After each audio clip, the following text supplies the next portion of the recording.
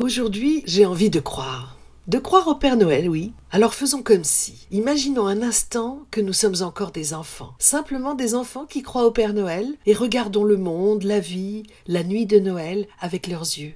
Avec cette capacité merveilleuse de ne pas faire de différence entre le réel et l'imaginaire. Retrouvons ensemble notre capacité à charmer, éblouir, enchanter, fasciner, ravir, régaler, autrement dit, à s'émerveiller. Car l'émerveillement ouvre ce qui est fermé. S'émerveiller, dit Christian Bobin, c'est ne jamais s'habituer. Pour s'émerveiller, en effet, nul besoin d'effort ou de concentration. On ne veut pas l'émerveillement, on le reçoit comme un cadeau inattendu, une surprise étonnante. L'émerveillement est même éveil ou illumination chez les bouddhistes, voire même ivresse dans la spiritualité soufie. Pour Platon, le philosophe, l'émerveillement participe à la définition même de la philosophie qui est étonnement. L'émerveillement, c'est le point de départ de la connaissance de soi tout particulièrement. Socrate explique, selon Platon, il est tout à fait d'un philosophe ce sentiment, le s'émerveiller. En effet, il n'est d'autre commencement de la philosophie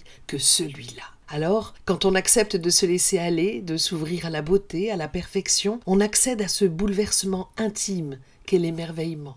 Pour les croyants, l'émerveillement est le reflet de la conscience divine, un des chemins de la connaissance de Dieu par la contemplation. Pour la spiritualité, l'émerveillement, c'est ici et maintenant. Un instant loin de toute pensée, désir, passion, regret, culpabilité ou quelque sentiment que ce soit, parce que l'émerveillement, c'est la simplicité et la naïveté. Voilà pourquoi il tient de l'enfance. Imaginerait-on un monde sans émerveillement, sans cette capacité qui n'est pas du tout niaiserie infantile, mais comble de l'humanité de l'homme? S'émerveiller, c'est le summum de être là, ici et maintenant.